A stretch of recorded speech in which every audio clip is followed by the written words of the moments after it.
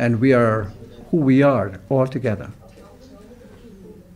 For we are God's gift to the universe to bring that which is so special, that which only you and I can bring. And yet when we bring it uniquely to this wonderful life of ours, somehow there is a magnification of good. So from our specific good,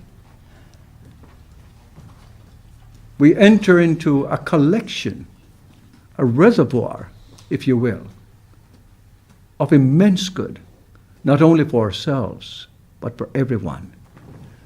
And we feel the law of circulation moving in such a way that whatever we give out comes back to us 1,000-fold.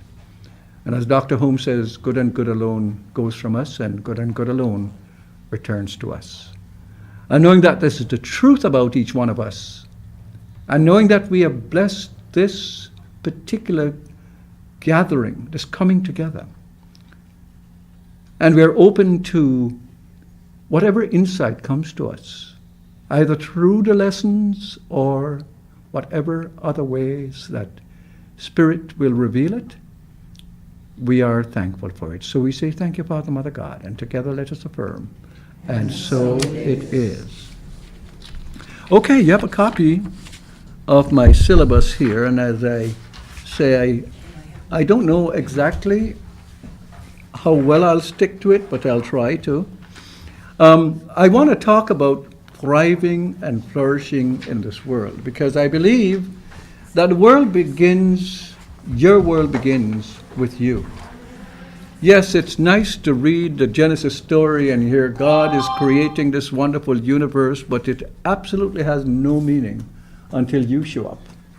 And here you are showing up in this wonderful world, and one of the things that we keep wondering about is, who am I? Who am I? It seems like a very reasonable and necessary question that each one has. Let me turn this thing off, sorry.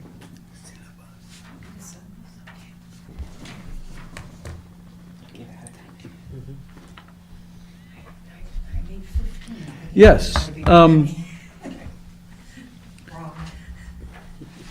The direction of life is one of evolution.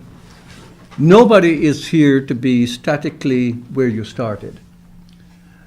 And it is the spiritual circle, the spiritual sense of wholeness that comes from the journey of a going and a returning, a going and returning. Joseph Campbell would call that the hero's journey.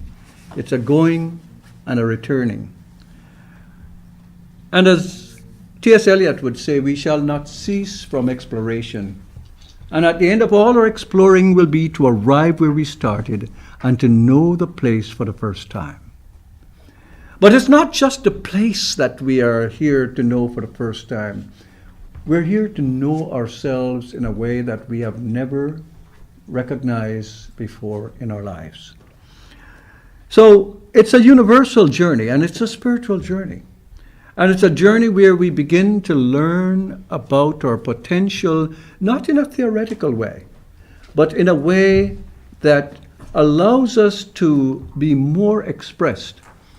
There are many of us, and certainly the theology has supported, the idea that the Genesis 2 story about eating the fruit of the tree of good and evil really was the fall of man, and the fall of man into sin. And over the years, as I have contemplated it and shared it with you, I beg to differ with Augustine, the great Catholic theologian. And the idea for me is that it's not really the fall of man. It is the coming into adult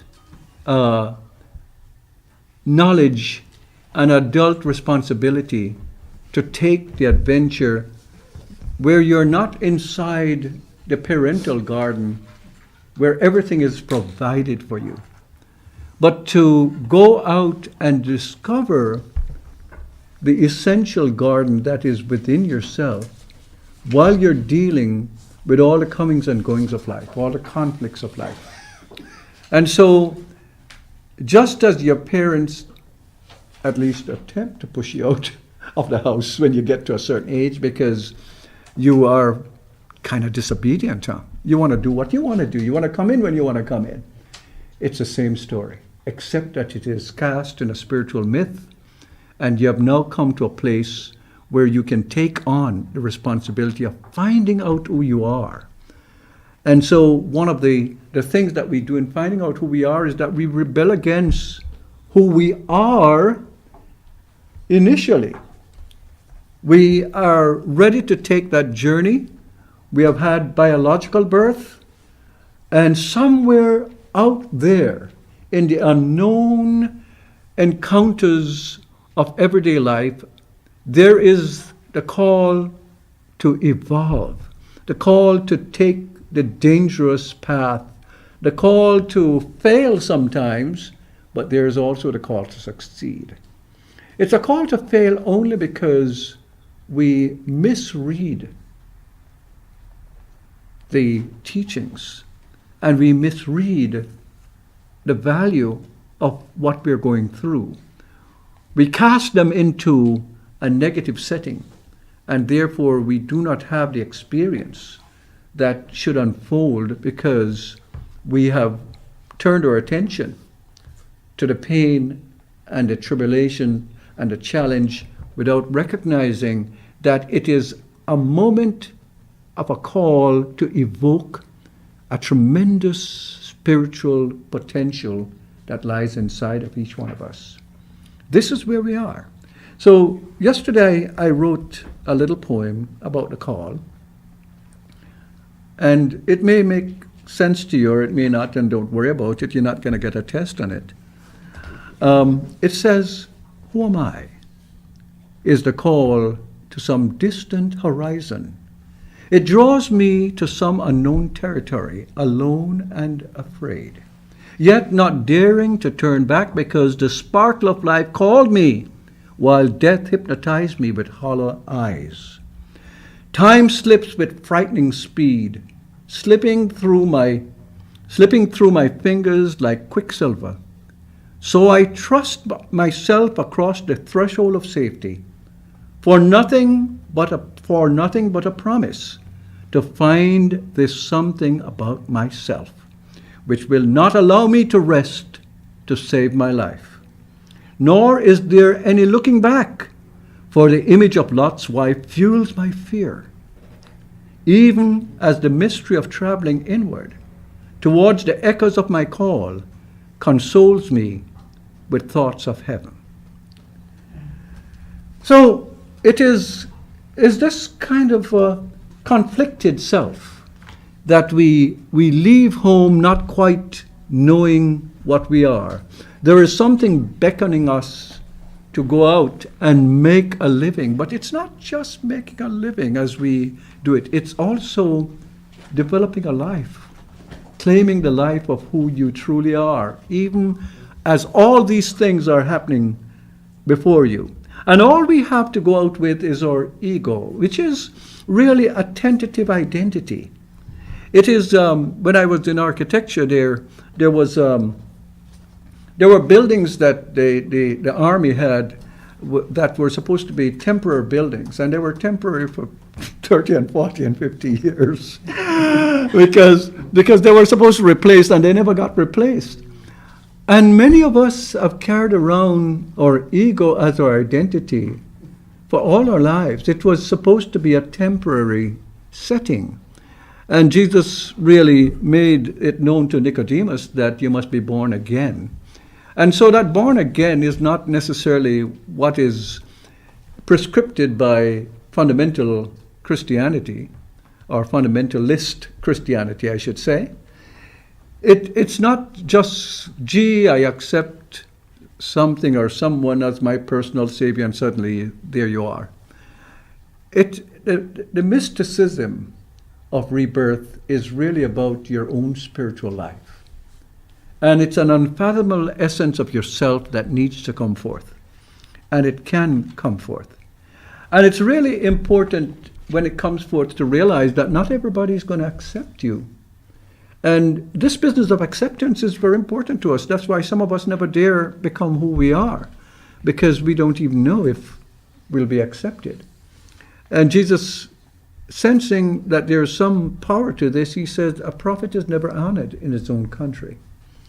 And so the idea is to recognize that just because you become the person you were meant to be, it may be a very disrupting thing sometimes. Maybe you lose the friends you thought you had because they no longer share the value of what your journey is. And you can't keep on holding back nor looking back like Lot's wife, because your journey will turn into a pill of salt. It will come to a halt. It will lose the flow and the flexibility of what should be evolving out of you in this journey of evolution that you're on. And so it's the night journey. And as we strive to be who we are, we will have that sense of the night journey. Sometimes it's a night journey of broken relationships. People walking out of your life that you never thought would. Sometimes it's a death of your beloved. Sometimes it's your health. Sometimes it's your money.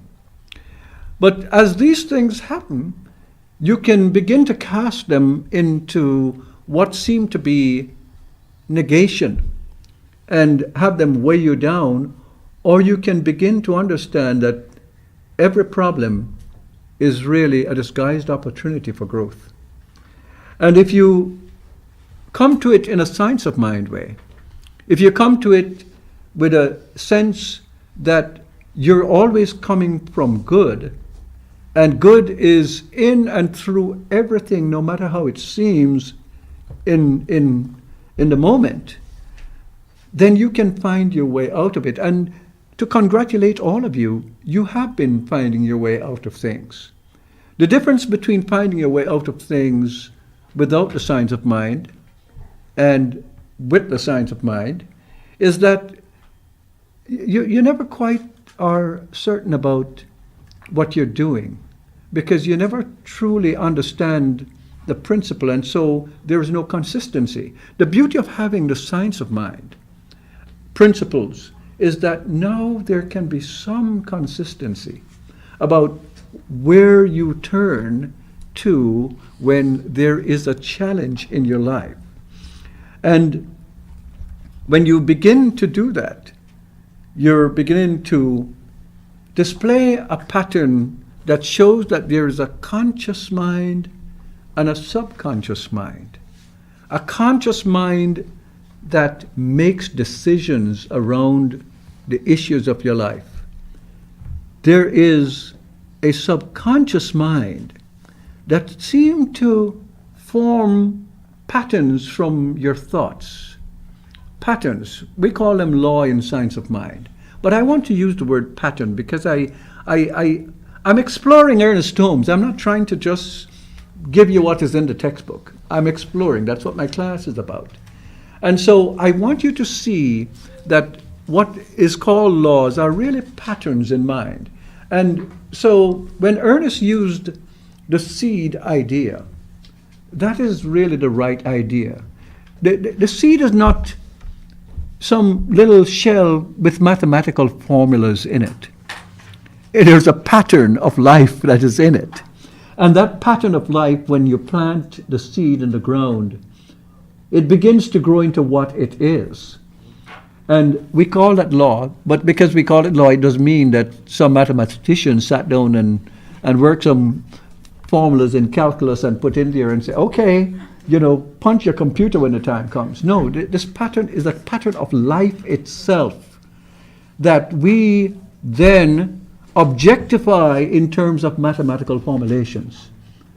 It's not like God is sitting down with mathematical formulation. It's that we're using that method to understand some of what God is doing. And so what we see there is a pattern that is within it. And that pattern is embodied according to Dr. Holmes. But the real thing that it is happening is that it is felt. The thought that is felt deeply and turns into a conviction is then automatically going to be acted upon. Many of us, when we study the science of mind, get to the point of let go and let God, as if God is going to bake the cookies. But God is not going to bake the cookies, guys. If you want cookies, if you want cars, if you want house, there's no calling out to God and suddenly, voila, here it is. It's not the way it is. You call out to God to build within you, or to expose from within you this immense potential you have to create, to do, or to co-create, if you will, to do. The whole object of science of mind is not to sit in some quiet room and speak your word and things will just simply happen. It's a participatory involvement where you go within, but you're expected to come back out. For what reason? To finish your prayer as an action. The prayer must turn into what action you are capable of taking. Now, I'm not saying that the consciousness won't attract other things. It is not a way to buy an insurance policy to prevent you from doing anything in your life because you've spoke your word. That's not what the science of mind is for. And Ernest Holmes, if you read him enough, you'll see that he's telling you that many, many ways and many times. So what is the science of mind? We have gone through a number of definitions. Our church organization, in its greater wisdom, decided to go away from religious science to centers for spiritual living. I happen to think that Ernest Holmes was right in calling it religious science. And sometimes religious science and science of mind can be used interchangeably. And I'm making this point to bring to your attention what Ernest Holmes defined religious science to be. And he says, religious science is a correlation of the laws of science, the opinions of philosophy, and the insight of religion applied to the needs and aspirations of man. Should I repeat that? I know most of you know it. Should I repeat it? Yes. Religious science is the correlation of the laws of science, the opinions of philosophy, and the insight of religion applied to the needs and aspiration of man. There was a time when Ernest was supposed to give a speech. I think the governor was involved in that occasion. And the governor's representative came to Ernest and said, I can't do like a Hornaday. Hornaday used to, Ernest used to say, because he was living with Ernest or be there with Ernest. I didn't have Ernest, so I have to go by the second-hand information. But I like to say, Ernest used to say. All right, but let me get back to this. They said, can you give me in 25 words or less a definition for religious science? And Ernest sat down and wrote that. Now, yes, he was brilliant, but he didn't really come up with it totally uniquely so. Ernest was brilliant enough, and he always made a point. He said, I didn't make up religious science or the science of mind. I brought the knowledge together from all sources, and I gave you the science of mind. Where did he get that from? And I know some of you know it, but for the others who don't know it, I asked the question rhetorically. And he got it from Plotinus. Plotinus, the great philosopher, Roman philosopher, somewhere around the 2nd century, I believe, he was a mystic. And Plotinus had the insight that there were 3 main sources of knowledge. And the first was science, the second was philosophy, and the third was religion, or The science is the correlation of laws of science. Yeah, okay. And he didn't say religion, though. He said inspiration. And Ernest Holmes convert inspiration into religion, which makes sense to me, and hopefully makes sense to you. Which fundamentally says that religious science, or the science of mind, is really the compilation of truth. He says, Ernest says, we take truth wherever we find it, and we make it our own to the extent that we understand it, and in doing so, we rob no one, because truth belongs to everyone. And so when you read, for example, Marcus was mentioning earlier the home study course of the Science of Mind, which is how I studied, Marcus, my first year when I got here from Jamaica. I had to go across to that building, which wasn't that building. Actually, it's the building across the street. It used to be the Department of Labor over there. And when you're migrating, they want you not to be on the dole. So you need to report so you can get a job. And I did. And across the street from it was a building that is not there now, a classical building, which was Institute of Religious Science. And it so happened to be something I had started to study when I was in Jamaica. So I came across. And it was late November. And I came over and I said, I'd like to get into first year class. He said, oh, I'm sorry, the first year class started in September. Back in the day, the first year class took a year. The second year class took a year. And I said, but I gotta get in now. You know, this enthusiastic, youngish fella. And I said, well, I tell you what you can do. You can do the correspondence course. Would you like that? Yes! I don't know if we had any more than $500 in our name when we arrived here. And the course itself was like $175. And I took out my checkbook and I wrote my $175 and gave it for the course. And I started. And one of the things that you get in the course that you don't get in the regular courses since then and now are all the enrichment of different sources that Ernest quoted at the end of each course. All the different religions are quoted, different philosophies are quoted, and all that stuff. So that's one of the enrichment that we have lost from what Ernest Holmes wrote as the home study course. But anyway, the idea here is that Plotinus gave us this way of looking at the world, and Ernest used it. Now, let me tell you, when we talk about science of mind, we're talking about a principle-centered way of approaching your life in truth. And everyone, in some way or other, practices a science of mind. Because when you grew up as a child, your parents were always teaching you principles. That's what they were teaching you.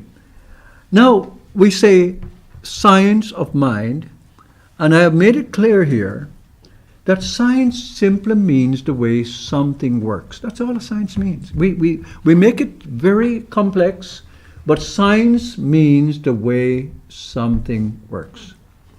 And mind is the philosopher's word for God. And Dr. Holmes went to mind rather than God, the science of God, because God meant so many different things to so many people. So he felt that we will do this more philosophically. Now, bear in mind that Ernest Holmes is one who has always seemed, at least to me, to be pretty harsh about theology. He never seemed to care too much about theology. Science of mind is a theology. Did you hear that? Science of mind is a theology. A theology is a philosophy about God. And that's all it is. So science of mind is Ernest Holmes's theology, and Ernest Holmes was a good theologian. He may not want to take credit for that, but that's also because Ernest was not strictly an academic person. And there's nothing wrong with that. He was a brilliant genius that didn't have a university education. His siblings alternately did, and he just fell into the loop of when the parents couldn't afford to send a child to college, and Ernest was in the loop, but Ernest was a self-taught, brilliant genius of a man. So, what I did here is that instead of going to the science mind and say the thing itself, the way it works, what it does, and how to use it, which is the first 4 chapters of your textbook, that all of you can tell me exactly what those things are. If I were to point at you, I say, what is the thing itself? How does it work? You know, and so on. What I did is I say the science of mind itself, the way the science of mind works, what the science of mind does, and how to use the science of mind. That's where I am with exploring the science of mind. I'm not here to redefine God for you, although some of that may happen during the course. Ernest Holmes was attempting to do that. I want to tell you, it was a brilliant move on Ernest Holmes about the first 4 chapters of the textbook. But it's some of the more confusing chapters that Ernest Holmes has written. If he was here, I'd tell him that myself. He could have simplified what really is the difference between the 4 chapters, because if you read them carefully, you'll find some of everyone in everyone. And you don't walk away from the first chapter and say, okay, I'm clear about what Ernest Holmes think about what God is. You work from the first chapter and you begin to see all 4 things in there. And the second one, you see all 4 things in there, and so on. But nonetheless, I thought it was a brilliant scheme to get you thinking. So what is the science of mind? Ernest did say this in the chapter. It's an applied psychology. But why do you say psychology? Long before the science of psychology came about, ministers and pastors and priests were the ones who took care of the soul. Psychology comes out of the word psyche. Psyche is the soul. The soul was what was our domain in the ministry, for spiritual people. That was what we dealt with. In the 17th century, when science started breaking into and kicking down the doors of the church and establishing their own system, and thank God for it in some ways, because we were deep into superstition and dogma and all the things that Ernest Holmes speaks against. We needed a system. How does the system work? So it's a psychology. It's a study of the soul. And when you think about the soul, you have to think about the soul into 2 compartments. One, you could almost say, is the visible compartment. Ernest never called it that. And one is the invisible compartment. The visible compartment is the conscious mind. I say visible only because it's accessible to you. It's not like you're going to see what a conscious mind is. But the conscious mind is what you use to see the world with. And so it is the thing that comes up on the surface and see the surface. And it is also part of what gathers the information and filters it down into the psyche that formulate who you are or who you think you are. And oftentimes you lose who you really are because you're too caught up in who you think you are. And even though we say thought is very important, we have to understand how to use thought for it to work pretty much. One of the favorite expressions of Ernest Holmes was quoted from Sri Aurobindo, the great Hindu mystic, where he says, "We are here for the delight of God. We're here for the delight of God." And I really want you to start having that feeling that Ernest must have had himself by seeing how beautiful this expresses the reason we're here. We're here for the delight of God. Now, that doesn't necessarily point toward a thing to do, but it does point toward a thing to be. You know, it's like, what is a rose doing out there? It's not doing anything. It's just being what it is. And so on one level, you're here to just be the beautiful person you are.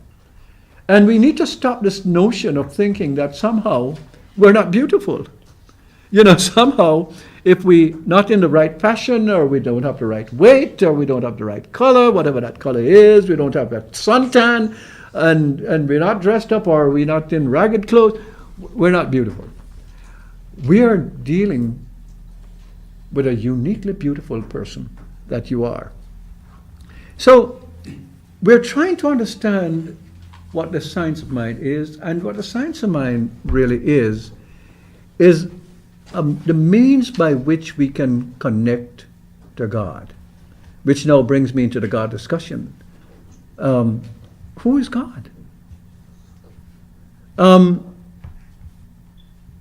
Xenophanes, an ancient philosopher from Greece, once made some notes about what he observed. He says, Ethiopians say their gods are snub-nosed and black. Thracians say they are pale and red-haired. But if cattle and horses and lions had hands and could paint with their hands and create work such as men do, horses like horses and cattle like cattle would depict the God's shape and make their bodies of such a sort as the form they themselves have. Okay, little complicated way of saying everyone makes God in his likeness. And so when you see Genesis saying we are made in the image and likeness of God, you shouldn't be too surprised that there is this connection of people who are deeply spiritual saying that. But there's a lot of truth to it. But sometimes it makes it seem like some people can resemble God more than others, yes? Yes, sometimes you can get a feeling, which takes us out of what the intention was, that we are connected. We are living in. And in some ways, I don't even like to say this, in some ways we are gods or godlings. I say I don't like it because it gets translated into the ego as totally different from what I intend. And that's why I don't like to say it. And most people are still pretty much attached to that ego aspect of themselves. But if you really look at it, the idea of sons and daughters of God is probably a better rendering of what our relationship to God is in the science of mind, and that's one that Ernest Holmes used many, many times.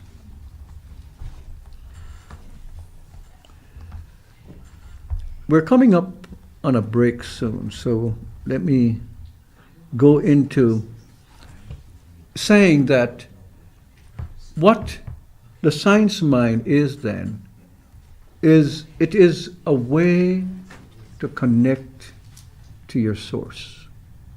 It's a way to connect to your source. That's what it is. And it connects to your source through principle. So, how does the science of mind work? Well, the science of mind works primarily through felt thought. Generally, we drop off the feeling because everybody seems to think that to say thought is enough. You know, the Buddha said 500 years ago that all that you are is the result of all your thought. And if you really look at it, when Jesus said to the centurion, which is usually misquoted in the text in the Science Mind textbook, Ernest says, how does he say it?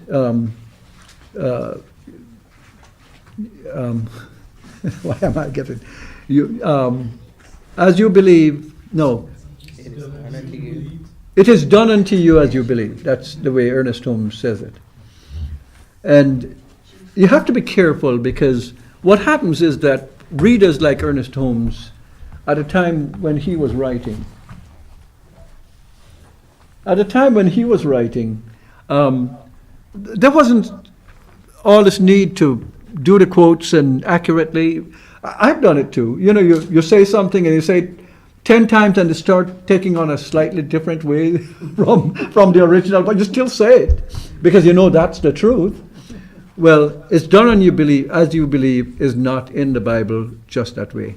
As you believe, so be it done unto you, is one of the many ways that, depending on which translation you read in the Bible, and there are several translations. But we're not going to quibble about what is happening here. But why did Ernest Holmes start saying things like that? Well, it so happened that somewhere in days between 17 something and 18 something, there was a man called Franz Anton Mesmer. He was a Venetian physician, and he discovered mesmerism or hypnotism. And it proved very powerful that when you hypnotize somebody, they could do things that they couldn't do normally when they were conscious. So where is this coming from? Unfortunately, Mesmer kind of used it for his own benefit sometimes, and it kind of fell in ill dispute. But nonetheless, before it actually got there, it was transferred to America. I think he was here demonstrating, and one of the people who really took on to it was a man called Phineas Parkhurst Quimby. Quimby, and many of you will do that in your Science of Mind study, was a clockmaker. But he was fascinated by this power. And he found out that when he hypnotized a young man, Lucius, Lucius could actually diagnose illnesses in people. And you must remember, this is a time when there were not many physicians to go around for all the people. So faith healing was not out of bound. As a matter of fact, I want you to remember that I've shared with you in church that the reason we call our prayer technique treatment is because it was equivalent to what you'd expect from a doctor. It was a treatment. So when you were ill and you went to see a doctor, they gave you a treatment. So the idea was to do the same thing that doctors did, but now you're doing it mentally and spiritually. So that's why you said, why does Ernest Holmes call it a strange name? Spiritual mind treatment. And they say treat and move your feet. It works out nicely for treat and move your feet because it rhymes. But aside from that, most of us don't even say treatment. We just say effective prayer or prayer. But anyway, that man, Quimby, was reputed to bring about healing for Mary Baker Eddy before she became Mary Baker Eddy.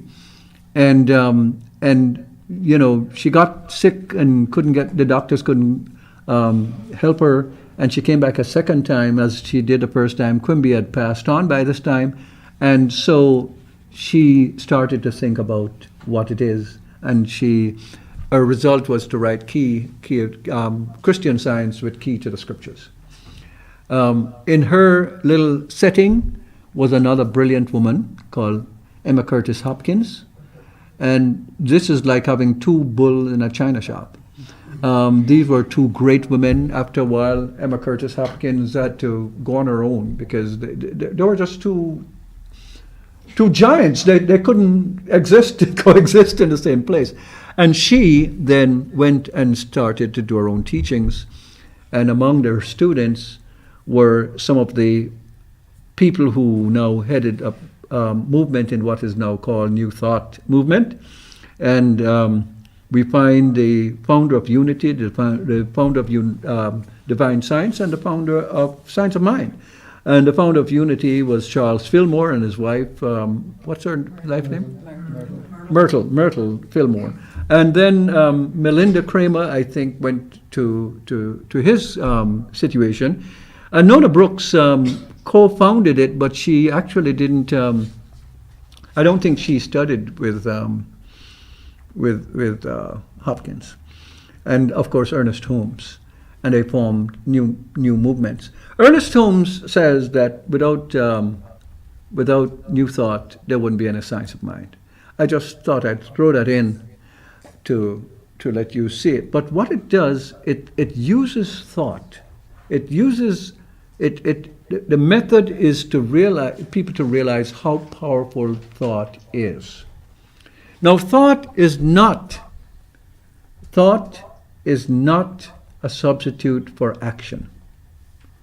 It is a supplement for action, not a substitute. It's kind of like taking your vitamins in the morning. Your vitamins are not to be a substitute for the food you should eat. If you need to take the vitamins only because you claim the food doesn't have certain things.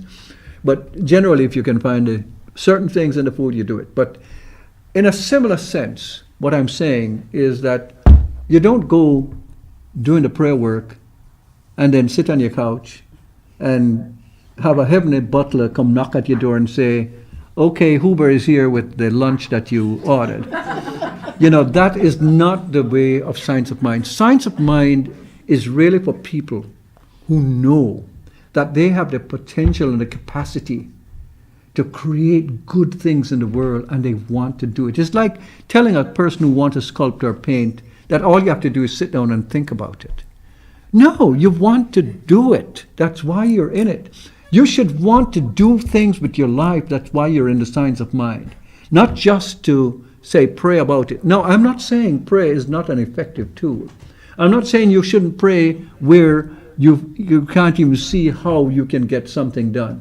You still need to do prayer, because prayer is a holistic approach to solving your problem. And in that holistic approach, there are things that you can't even see coming. You can't see it coming. And so what it does, it begins to expand the field of your involvement, but you still need to be involved at the level of your knowledge, at the level of what you can do. I remember when we were looking for a house, the house we live in right now, is a Paul Williams house, just like this building is a Paul Williams building. Would I go out looking for a Paul Williams house? Not on your life. Who could afford a Paul Williams house? It would be what I would ask myself. And I don't have time to go through all the machinations, but the prayer work was in there for what we wanted. We wanted something that can contain a library, because Cecile was threatening me that if there are any more books come into the bedroom, it's either you or the books. Okay? And I realized that there was some desperation coming on my part, because I didn't want to go sleep in the garage.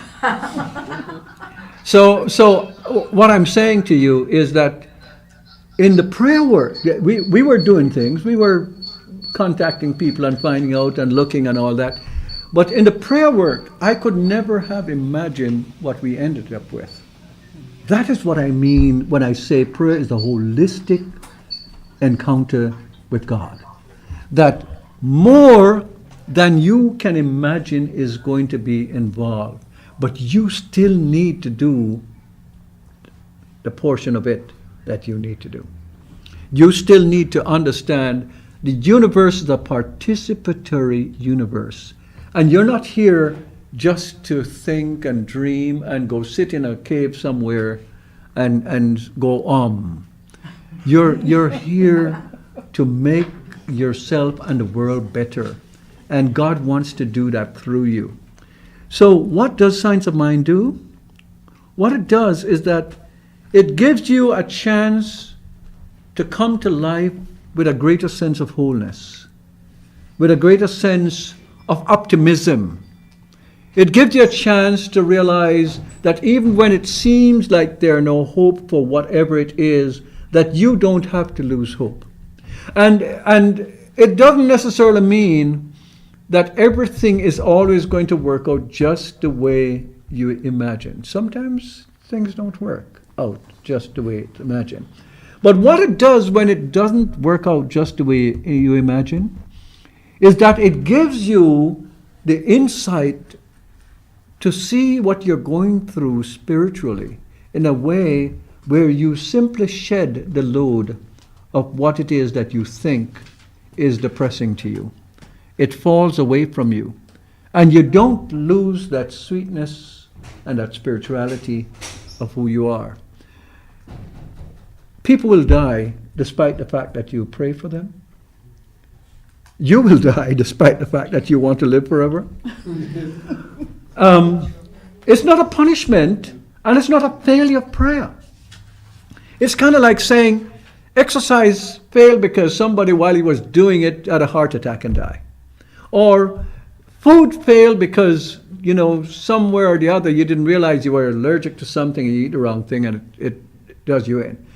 They're not failings. They're simply things that happen on the pathway of your spiritual life.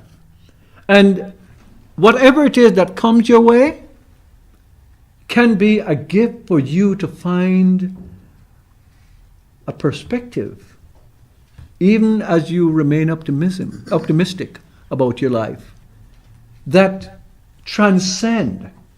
And let me bring you to the last thing here, which is how to use the science of mind. I mentioned the word transcend, and I want to tell you that the most important aspect of spirituality is transcendence. The most important aspect of spirituality is transcendence. You're never going to hear that much in church because it's too much of an abstraction for people. But transcendence is what we started out with when I said there's a call for you to know who you are.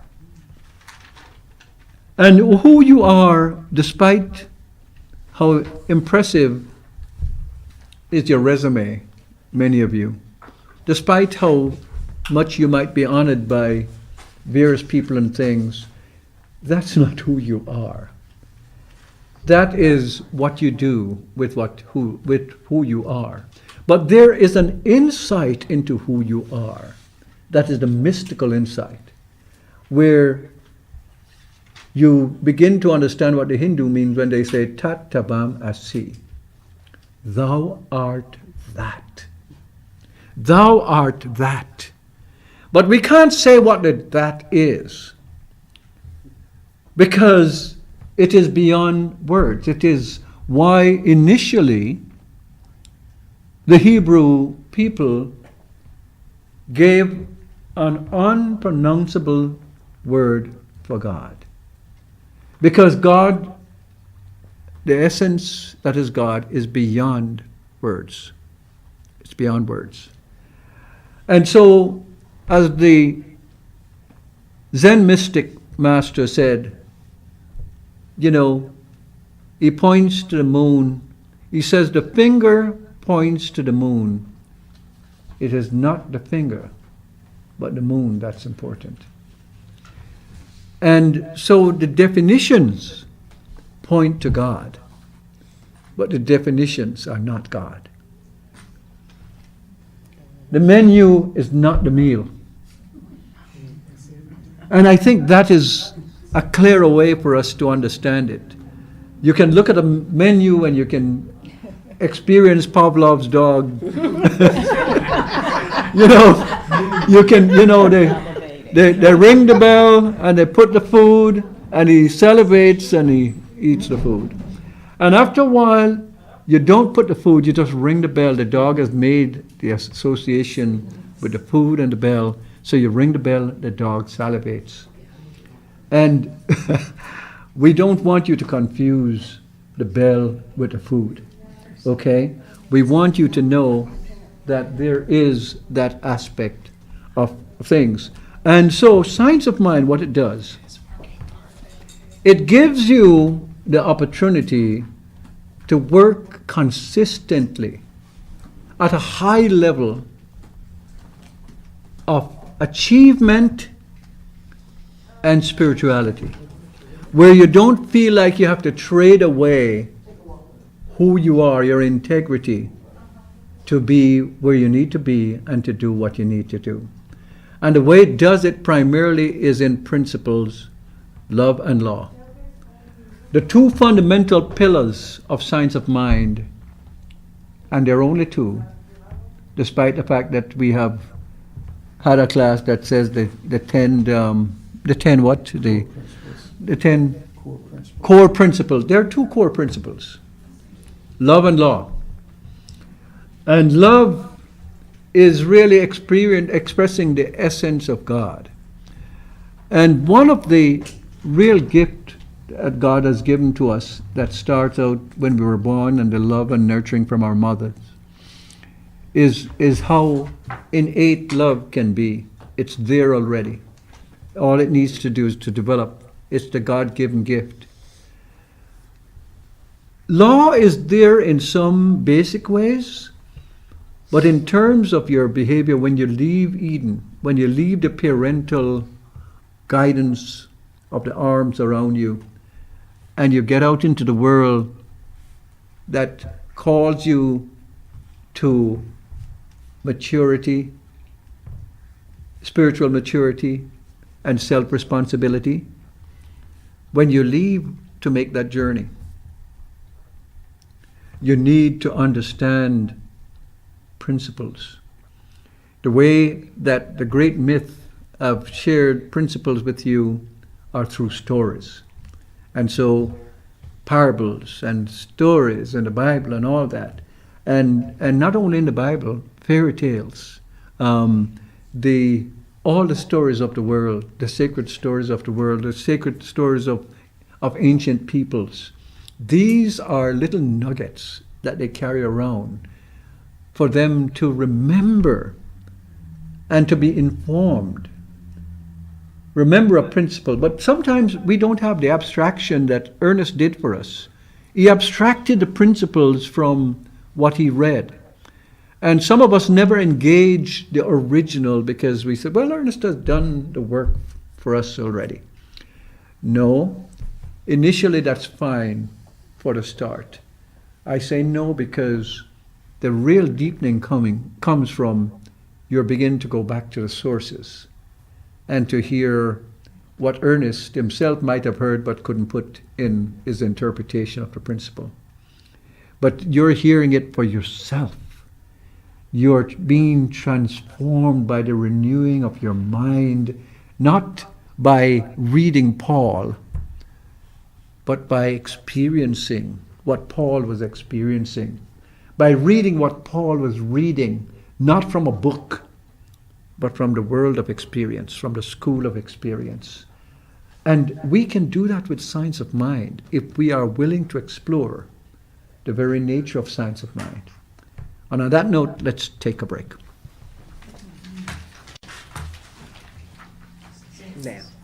Okay, we're talking about Sisyphus and the meaning of this Greek mythical character rolling this great big rock up a hill, and before it can get to the top, the rock would roll down and he would have to come back and start again.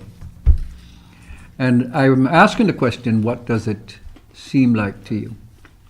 One of the things that strikes me about this image, and all these images tell a story, is this business of or preoccupation with perfection. It is all well and good for God to be perfect. There's nothing wrong with that. And it's all well and good for you to affirm within yourself the perfection of God as you go about doing things. But the one thing we really need to understand is this life was never made to be perfect. This life was made to be creative. And nothing can be creative unless it has pairs of opposites. In Science of Mind, we kind of are a little condemning of this, and we talk about duality thinking. Well, I'll guarantee you, if it wasn't for your duality thinking, you couldn't find your way home back. Okay? So if that's not what we mean, then what do we mean? What we mean is that we mustn't lose sight of the true essence of life despite the comings and goings of life. Things will happen in your life that won't be this great. You try and try and try. They say she tried and she finally died. You know, and nobody cared. But the idea is we get this obsession with perfection, and we roll this rock of intention to be perfect up the side of the hill, only to be seeing it roll back down because we never quite attain it. And I want to just say to all of you, and we do this with our standards and morality and all that, and I am not saying we shouldn't have standards. You can't live in a world without some standards. But we get so obsessed with it, particularly if it concerns somebody else. Yeah, you know, we're not as obsessed if it's us, but with somebody else, we're pretty obsessive. But to come back to my argument of perfection, and I have a whole section that is coming up on that, so I don't want to spend too much time on that now. The idea is you're striving toward excellence, not perfection. Excellence. You're striving toward well-being, not perfection. Well-being does not mean that you're free from every disease and you're free in every single way. I know we say we're perfect, whole, and complete. I don't think even Dr. Holmes was ever perfect, whole, and complete. At some point, there are some things, and you know, we have a doctor in the house. She can help me out with that. So, but the idea is we still need to understand that there is a perfection about how we can go about our commitment and activities in this world of imperfection. And that's the only word you can do anything in. Perfection means nothing can change. This is a constantly changing world. If there's any law in this life, it's change. Everything changes and ends is one of the five, what I call them? Five unavoidable givens in this life. Everything changes and ends, and you all know the other four. But we must understand that change is what makes us able to create. What if what you want to create couldn't change? Huh? Yes, go ahead. Okay. I'm working with a principle that I call God. And as you know, I've studied the Bible quite a bit. And in the beginning, we want to go from Moses's writings about Genesis. In the beginning, God. God is perfect. God created everything out of itself perfect. Remember what I told you about? Where in the Bible did it say perfect? Okay, when I was leaving church the other day, remember I said I'd like to get, in my life, I'm going to put a lock on Genesis 1 where God said it was very good. Thank you. Okay, now, if God is perfect, Yeah. and God cannot change, and we are created in God's image and likeness, then I am a creation of that perfection. And if I leave any room for doubt in my mind that I can possibly, because my mind is God working in me, if I leave room for that doubt, then I am going to err. I'm going to fall into that. Because, as we said, it's done unto me as I believe. If I believe I'm whole, perfect, and this is what they taught us in practitioner, I am whole, perfect, and complete. If I believe that, and I don't err from that, I don't stray from that premise, that principle, then it's done unto me as I believe. I am perfect. I am perfectly me. I may not be perfectly anybody else, but I am a creation of God who created me in the image and likeness of perfection. I dare not, because if I stray from that, then I'm leaving the door open to disease, poverty, lack, limitation, and every other negative thing that makes the world, what you say, something else other than what God created. I just believe that we live in a perfect universe. It is perfect. My question to you is, if something is perfect, can it change?